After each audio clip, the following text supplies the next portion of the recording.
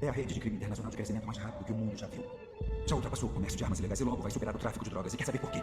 Um pacote de pó só dá pra vender uma vez. Mas uma criança é vendida 10 vezes por dia. Os filhos de Deus não estão à venda. Há quanto tempo faz isso? Já faz 12 anos. Quantos pedófilos já pegou? 288. Quantas crianças achou? Então, por Estados Unidos, verdade? Foi ajudaram-me a encontrá-la. Eu lo prometo. Somos da Segurança Nacional. Sabe que não podemos sair resgatando crianças hondurenhas da colônia.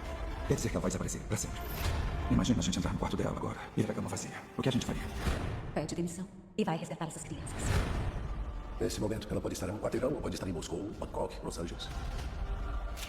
É uma operadora. É tudo território rebelde. Ninguém entra. Nem o exército, nem a polícia, nem nós. E se fosse sua filha? Não tem ninguém pra ajudar a gente. Estamos sozinhos.